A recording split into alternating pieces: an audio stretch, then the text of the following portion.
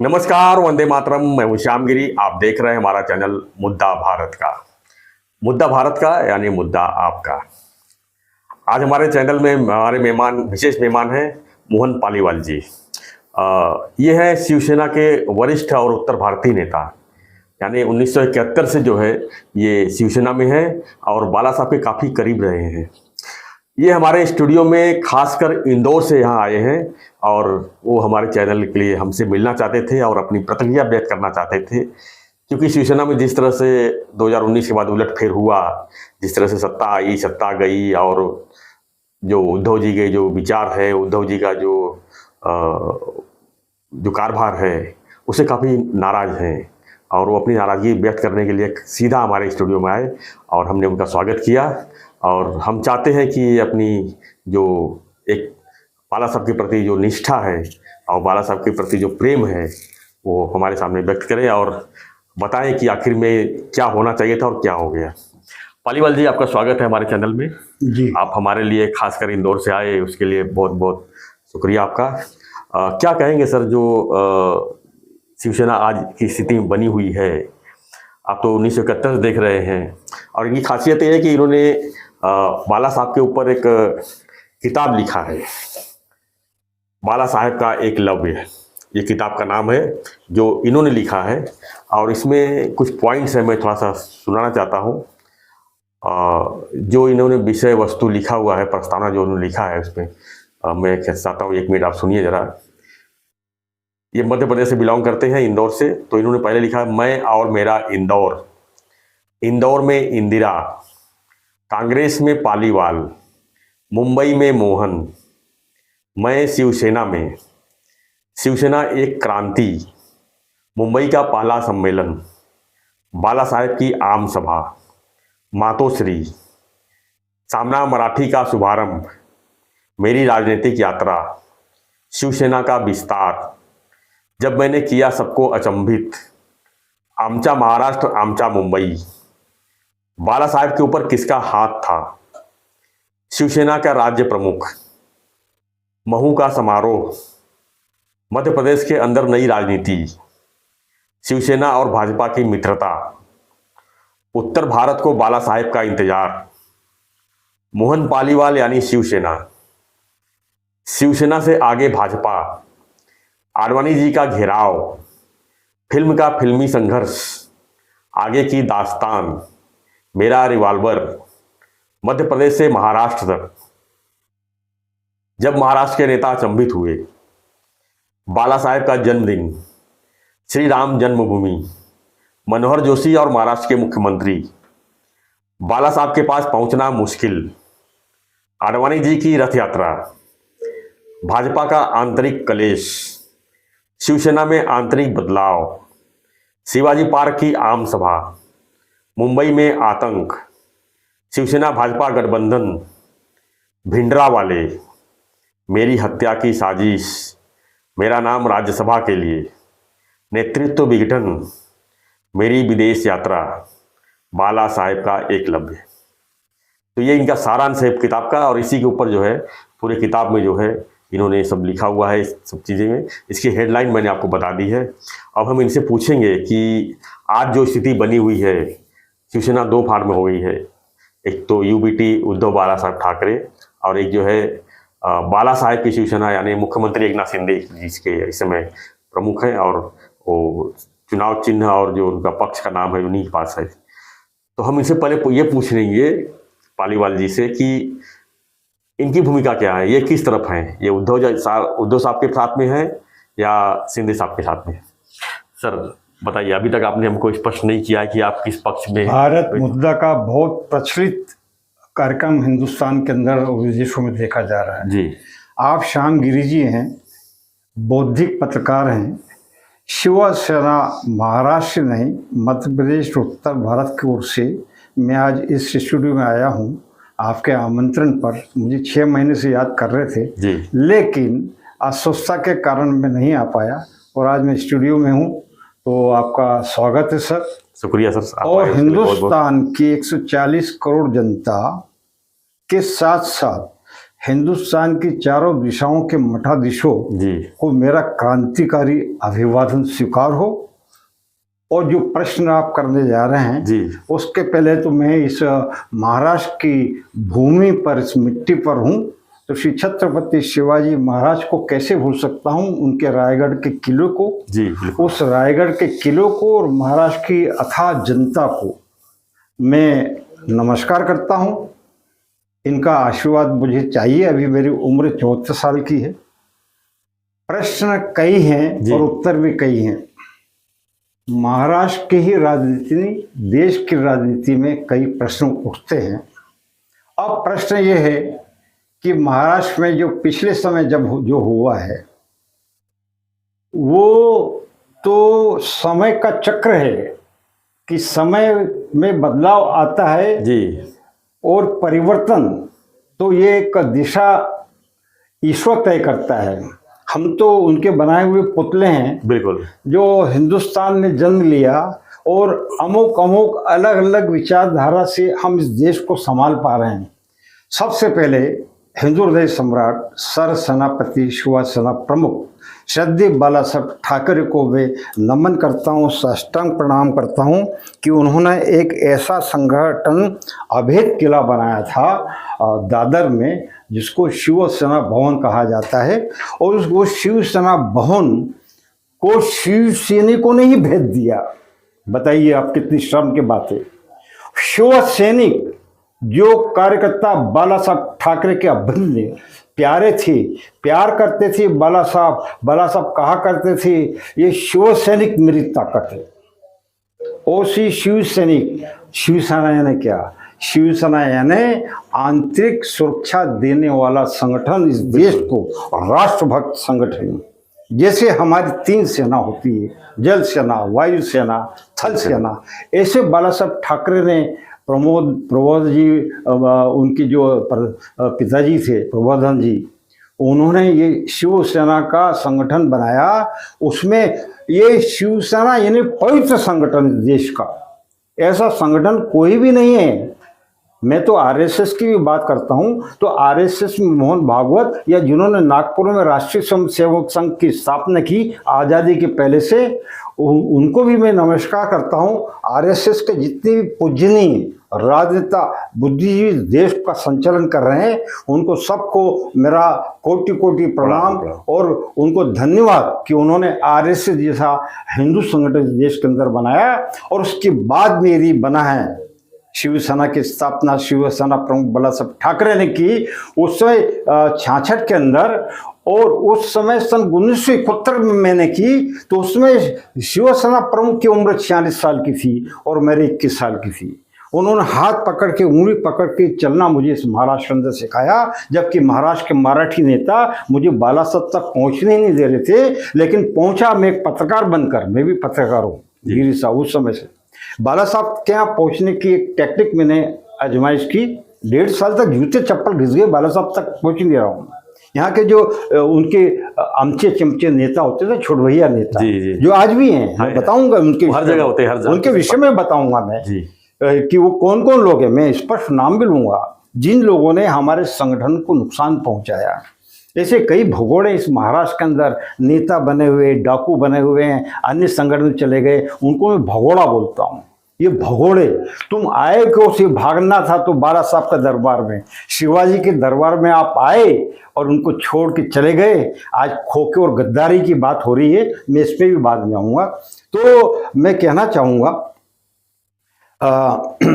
अभी महाराष्ट्र की राजनीति के लिए कि महाराष्ट्र की राजनीति में शिवसेना प्रमुख बाला साहब ठाकरे जब तूफान पर थे महाराष्ट्र में, और मुझे एक्सेप्ट करने के लिए उन्होंने 71 में मना कर दिया था कि मैं मुंबई में हूँ, मैं महाराष्ट्र में नहीं गया हूँ, और तुम इंदौर से आए हो, मैं प्रदेश के विषय में जानता नहीं हूँ, और तुम दुबले पतले हो, दंड बैठक मारो, थोड़े तगड़े हो जाओ, फिर हम बाद में मिलेंगे, क्योंकि मुझे महाराष्ट्र तक तो पहुँचने दो, और इंदौर का मुस्लिम काट के शोरों को खिला देगा। ये बाला साहब ठाकरे के मातृश्री में प्रश्न उत्तर मेरे हुए थे।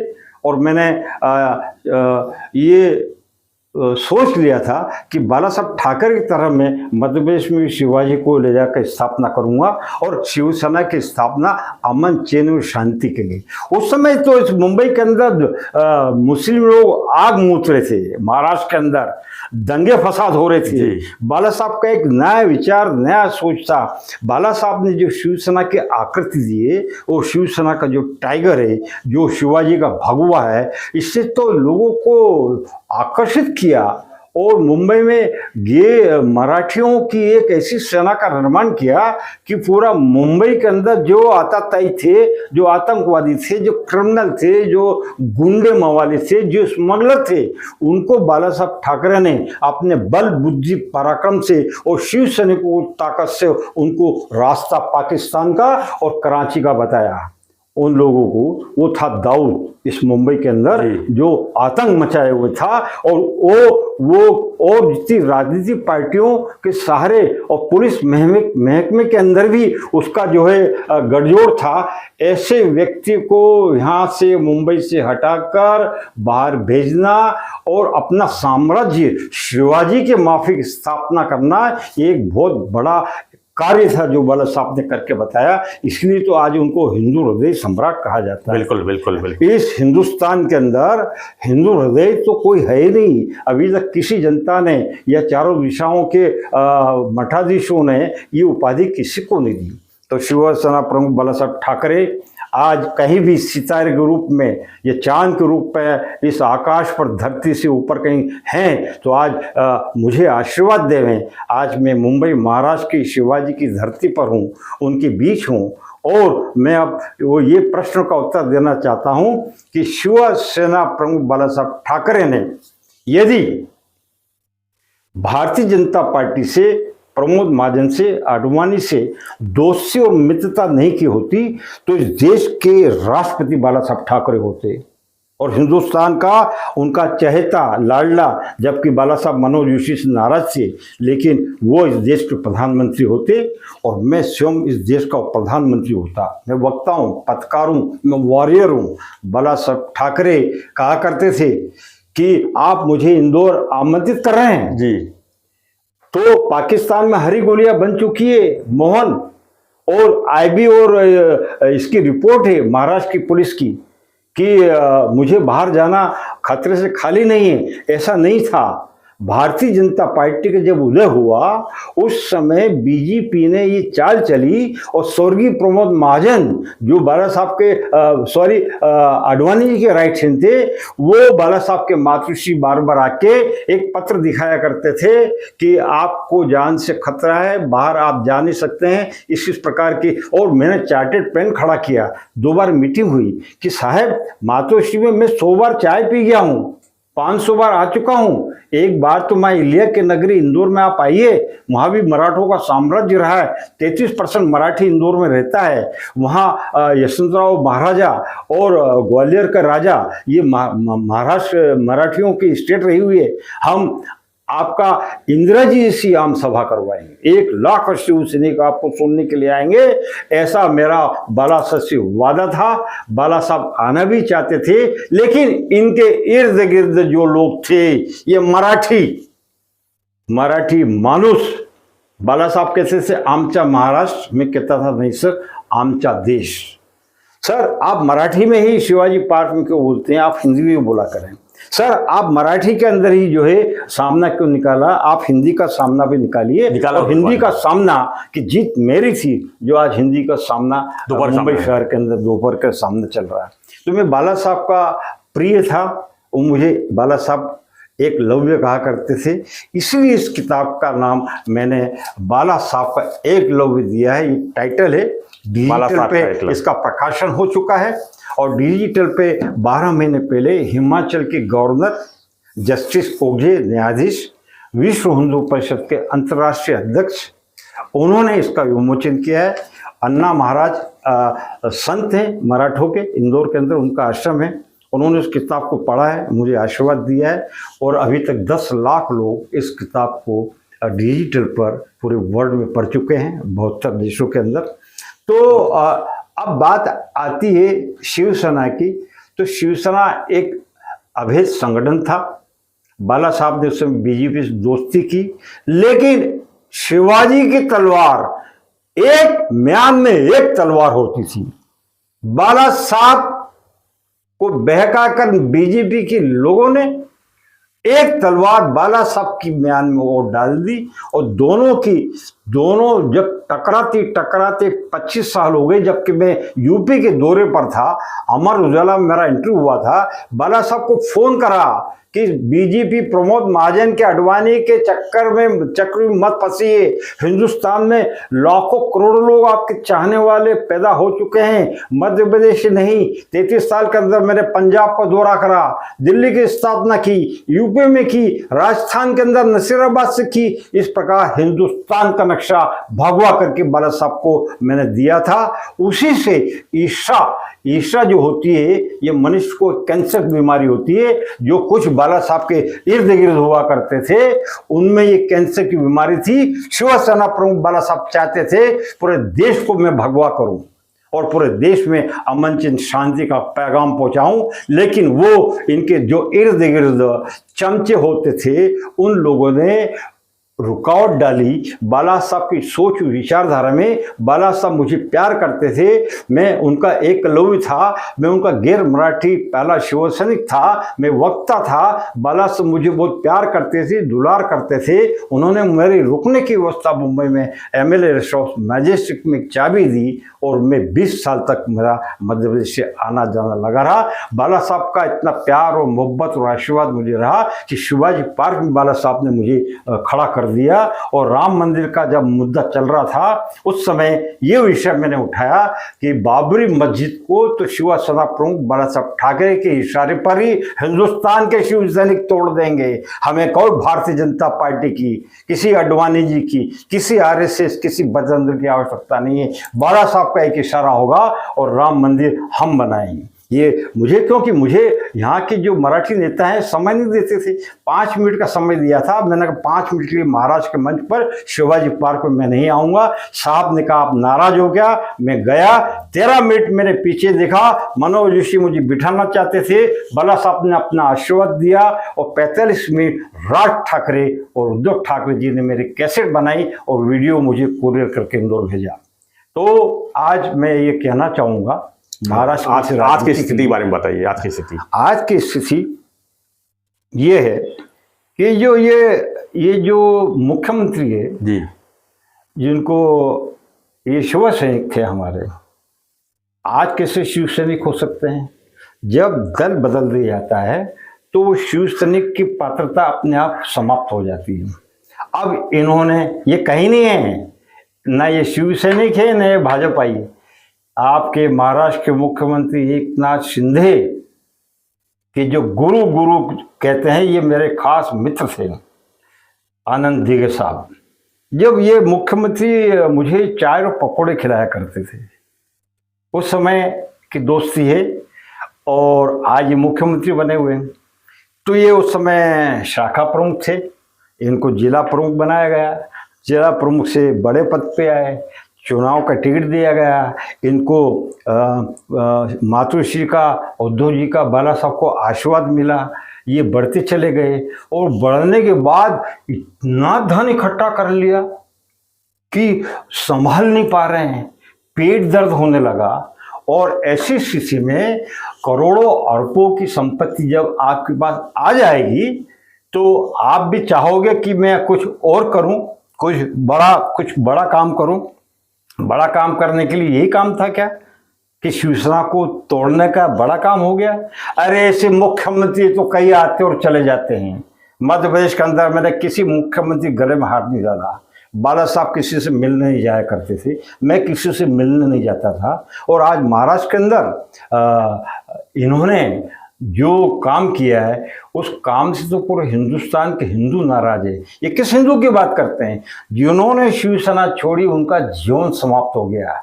तो ये जो इन्होंने काम किया है, 40 MLA ले जाना, 12 सांसदों को ले जाना, शिवसेना को प्रताड़ित करना, आज उनको सोचना चाहिए तक साफ नहीं है तो उद्धव जी के साथ रह के हम वो काम कर सकते हैं। और शिवसेना को तो मंत्री और संसदीय की आवश्यकता नहीं पड़ती गिरी साहब।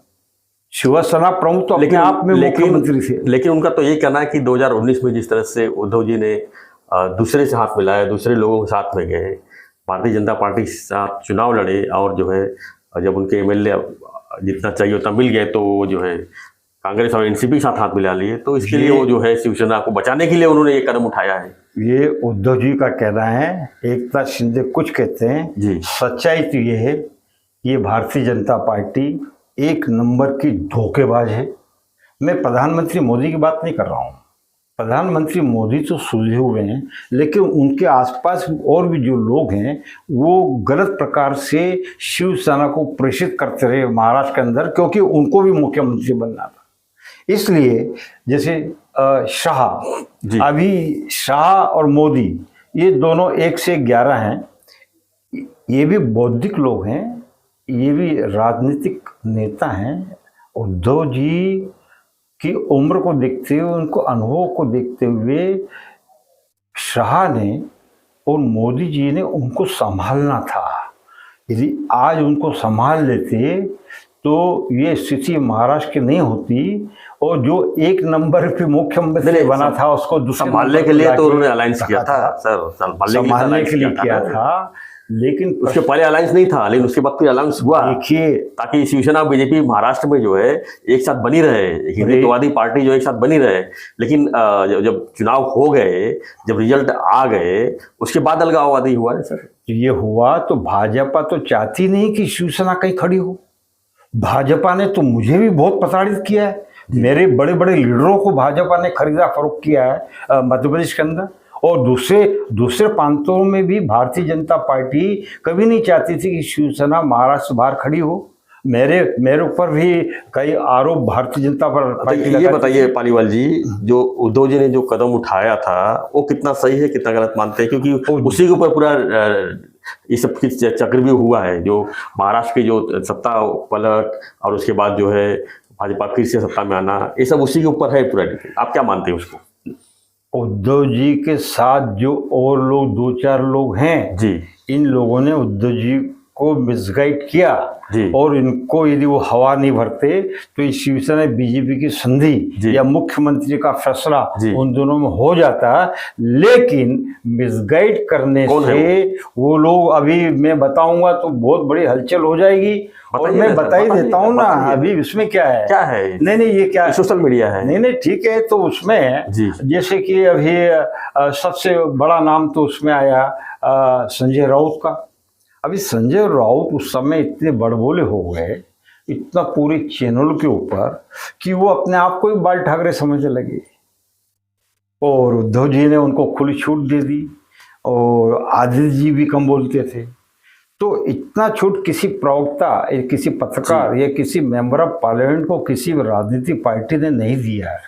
आज भी तो छूट दे रखे हैं, आज भी दे रखे। देखिए राजनीति है, इसमें बना हुआ चीज बिगड़ जाता है, बिगड़ा हुआ चीज बन भी जाता है। बिल्कुल राजनीति में आज जो है लोग बाहर जाते हैं और फिर वापस भी आ जाते हैं। जी बिल्कुल। तो हम तो ये सोचते थे कि आज अगर बिगाड़ हुआ है तो कल भारतीय जनता पार्टी और शिवसेना एक साथ आ सकती है, उद्धव जी वापस भाजपा के साथ में हाथ मिला सकते हैं। लेकिन ये जो बड़बोलापन चल रहा है, ये जो है रास्ता और बड़ा गैप लंबा करते जा रहा है। आप नहीं मानते इस चीज को? गिरी साहब, आपने इतनी बढ़िया बात कही है जी, कि मैं ये सोच के आया था यदि ये प्रश्न उठेगा तो इसके लिए तो मोदी जी और राष्ट्रीय भाजपा के अध्यक्ष और उद्धव ठाकरे और जो इनके जो सहयोगी लोग हैं उनमें मैं भी एक हूँ।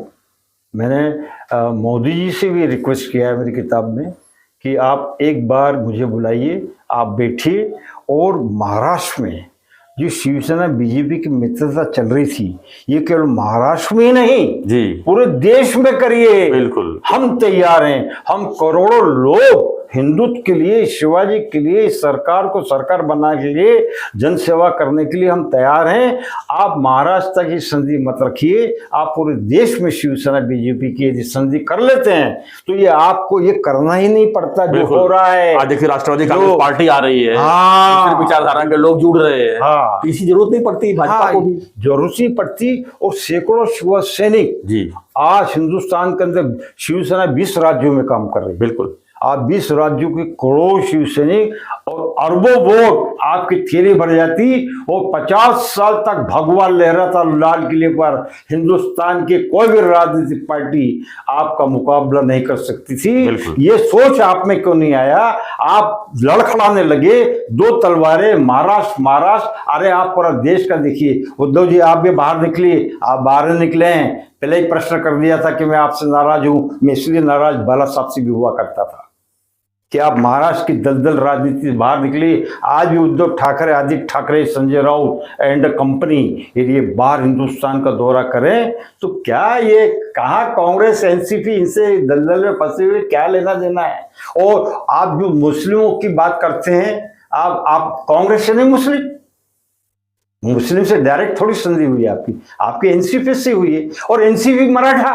बिल्कुल, ये तो आपको किसी भी बाला साहब की भी उनकी 36 का आंकड़ा रहता था। बाला साहब ने हमेशा कहा है कि ये दुकानदारी में बंद कर दूंगा कांग्रेस के साथ में, यदि कांग्रेस के साथ में कोई जाना चाहता है तो ये तो बहुत बड़ा उलटफेर कर दिया है कि शिवसेना प्रमुख बाला साहब ठाकरे को, विचारों को भी आपने साइड में रख दिया। ये सबसे बड़ी भूल कहें हमने ज्यादा नहीं किया, हमसे भूल हो गई है। तो अभी मेरा तो इस चैनल के माध्यम से यही निवेदन है वरिष्ठ नेताओं को और महाराष्ट्र के मुख्यमंत्री, क्योंकि महाराष्ट्र के मुख्यमंत्री का भी कोई ज्यादा समय है नहीं, ये हमेशा मुख्यमंत्री बने नहीं रहेंगे। और यदि वो शिवसेना से चले गए हैं तो उद्धव ठाकरे के पास में जाकर अपने भाई समान मानकर, अपना शिवसेना प्रमुख मानकर उनको उनके पास मातृश्री अकेले जाना चाहिए। अभी भी समय है। मुख्यमंत्री तो है तो शिव सैनिक, बाला साहब का चित्र लेके आज घूम रहे हैं, उन्हीं के आशीर्वाद से आज ज्यादा कोई उठापटक महाराष्ट्र में हो नहीं पाई है। नहीं तो शिव सैनिक, ये शिव सैनिक तो यहाँ की शक्ति इस महाराष्ट्र की, और इस किलों को भेदने का जो इन्होंने काम किया है, वो जो हमारे सेना हो उनको जो भेदा है इन्होंने, किले को तोड़ मोड़ किए। राजनीति में जाना था तो अकेले जाना था, 2-4 को ले जाते, लेकिन पार्टी तोड़ दी। ये बहुत बड़ा महापाप किया है यहाँ के मुख्यमंत्री ने। और इस मुख्यमंत्री को भारतीय जनता पार्टी अब क्या सबक सिखाएगी ये भी आप देख लेना, क्योंकि राजनीति के साथ कूटनीति भी होती है। और महाराष्ट्र के मुख्यमंत्री यदि आज मुख्यमंत्री हैं, कल नहीं रहेंगे तो कल भारतीय जनता पार्टी की दरी उठाएंगे और वहां के सदस्य बने रहेंगे। जिस प्रकार जो भगोड़े शिवसेना को छोड़ के गए हैं, छगन भुजबल जी, सबसे पहले उनको भी मैंने रोका था, बाद में जो है अरे शिवसेना के आपको तो पता नहीं होगा, इतिहास से पुराना। शिवसेना प्रमुख बाला साहब ठाकरे ने संगठन बनाया था, उस समय एक समांतर सेना अभी बना ली थी, उसका नाम बंडू शिंगरे था। बंडू शिंगरे का नाम कई लोग भूल गए होंगे, मैं उस जमाने की बात कर रहा हूँ। तो बंडू शिंगरे ने गलत काम चालू कर दी थी, अवैध धंधे चालू कर दी थी। बाला साहब ने उसको जेल की सलाखों में भेजा और उसके बाद में फिर जो है दूसरे कई बंडू शिंगरे पैदा हो गए, छोटे मोटे, और जितने भगोड़े थे ये भगोड़े उन्होंने अपना काम किया। उसके बाद तो कई, मैं कितने नाम बताऊं आपको, सेना छोड़ के चले गए हैं। सचिव प्रसाद ने छोड़ा, मोहन रावले, गणेश नाइक जी ने छोड़ा, गणेश नाइक और ये, और वो बिजली मिनिस्टर बन गए थे सुरेश प्रभु। रात भर के अंदर शिवसेना छोड़ के बीजेपी सदस्यता ले ली थी। उस समय मेंबर ऑफ पार्लियामेंट से मिनिस्टर थे। राजनीति है, इसमें आना जाना लगा रहता है, लेकिन चीजें जो है बाद में फिर से एक होती है। लेकिन जिस तरह से वक्तव्य चल रहा है, लगातार एक के ऊपर एक फायरिंग जो हो रही है, ये लंबा गैप कर रहा है मेरे को। लेकिन एक बात मैं कहना चाहूंगा, उद्धव जी प्लीज, कॉरपोरेशन, नगर निगम सबसे बड़ी शक्ति और ताकत है हमारी, और हम भी जानते हैं, राजनीतिक पार्टी के नेता भी जानते हैं, पत्रकार बंधु बुद्धिजीवी महाराष्ट्र की जनता जानती है कि शिवसेना नगर निगम यदि हमारे पास आगे आने वाले चुनाव में होती है तो हमारा कोई कुछ महाराष्ट्र में बिगाड़ नहीं पाएगा। हम संघर्ष करते रहेंगे। आप शिवसेना प्रमुख हैं, आप मेरे छोटे भाई की तरह हैं, और आदित्य ठाकरे को भी मैंने गोद में खिलाया है, और राहुल गांधी को भी मैंने गोद में खिलाया है। 1.5 साल का था राहुल गांधी, 3 दिन तक मिठाई खिलाई थी, क्योंकि मुझे इंदिरा जी ने 20.5 साल में एमएलए का टिकट मऊ का दिया था। जब इंदिरा जी की आम सभा में मैंने लाठीचार्ज किया था, 5000 लोग खड़े हो गए थे और ये काम पुलिस का था। मैंने पुलिस की लाठी लेकर लाठीचार्ज किया था और गिफ्ट के रूप में मुझे एमएलए का टिकट श्रीमती इंदिरा गांधी प्रधानमंत्री ने दिल्ली एक सफदरगंज पे मुझे बुलाकर दिया था।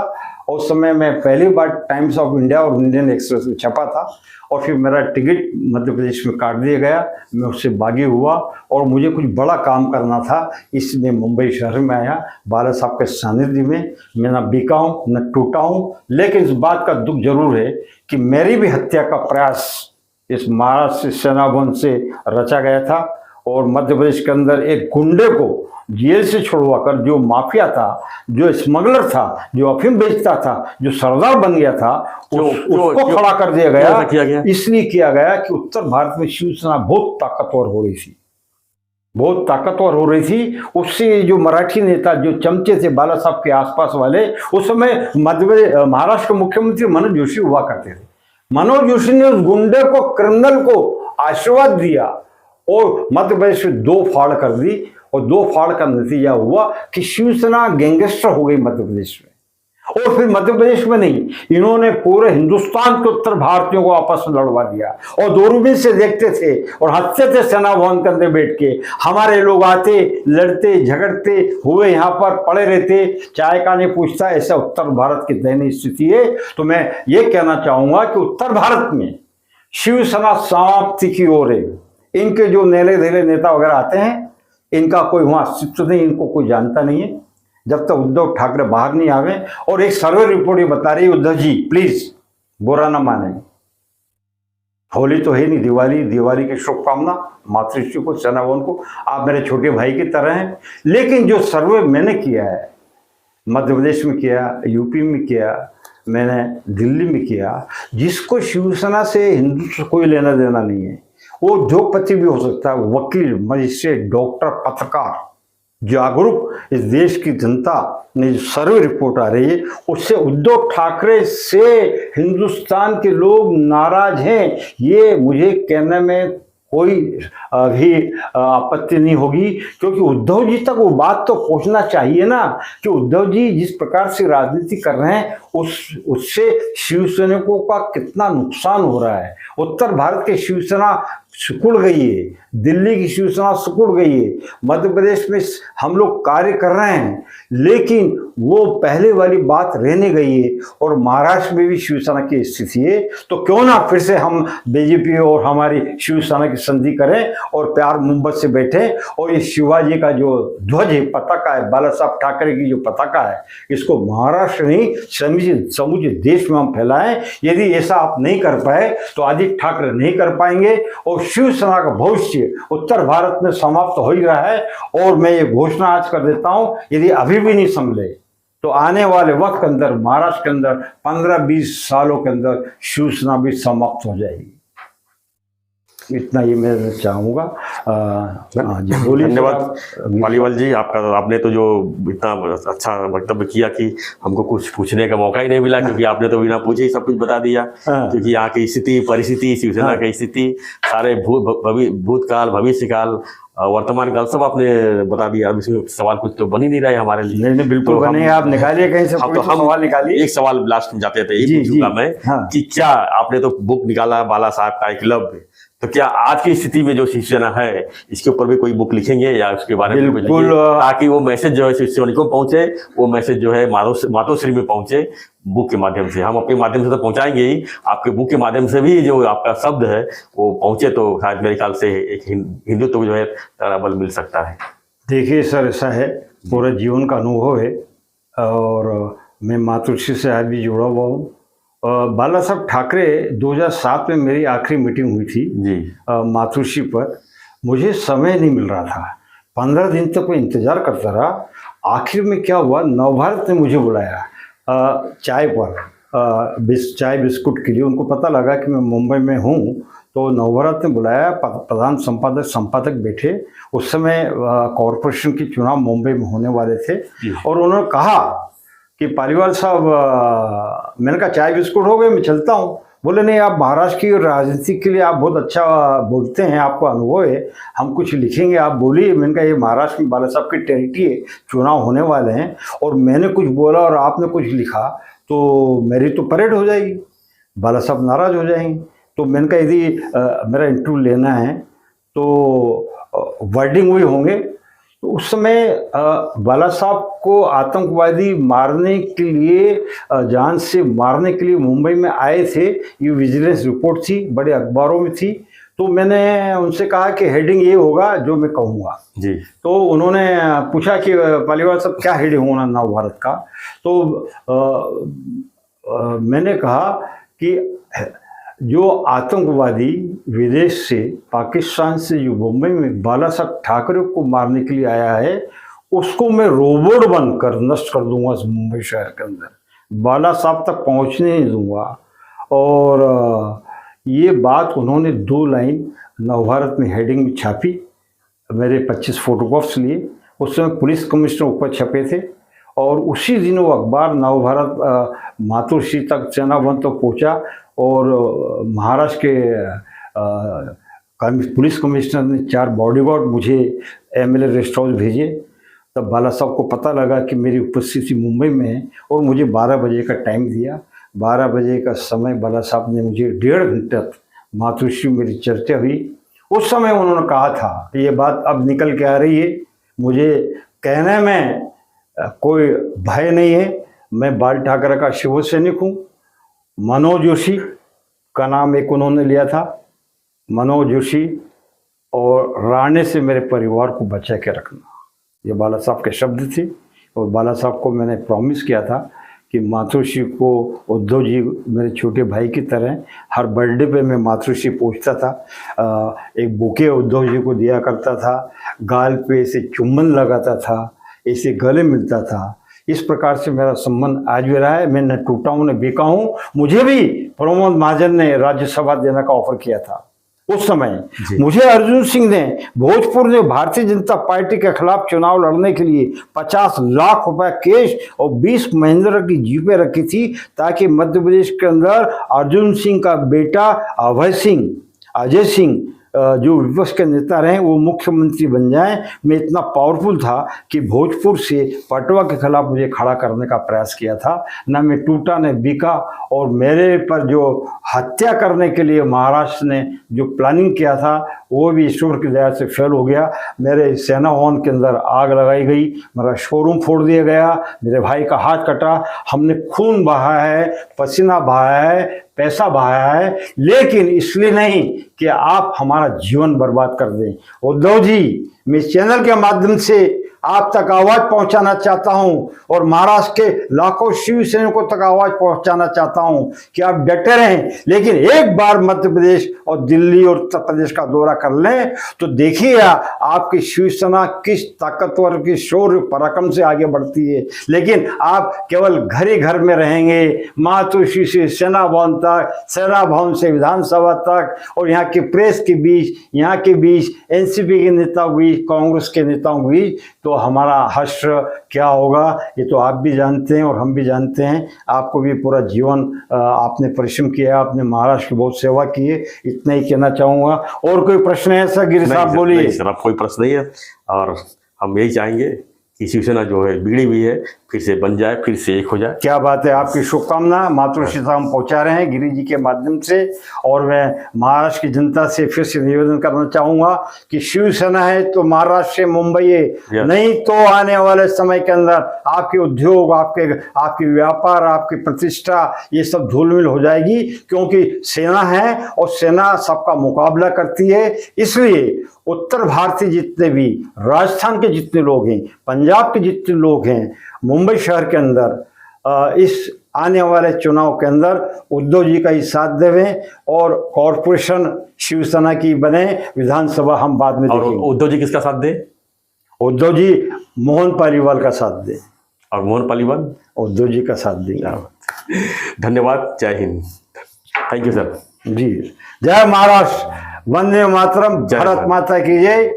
कौन चले भाई, कौन चले, शिवसेना के वीर चले, भारत माता की जय, वंदे मातरम। हिंदू हृदय सम्राट सर सेनापति शिवसेना प्रमुख बाला साहब ठाकरे अमर रहे। शिवसेना प्रमुख उद्धव ठाकरे जिंदाबाद, आदित्य ठाकरे जिंदाबाद, महाराष्ट्र की जनता जिंदाबाद।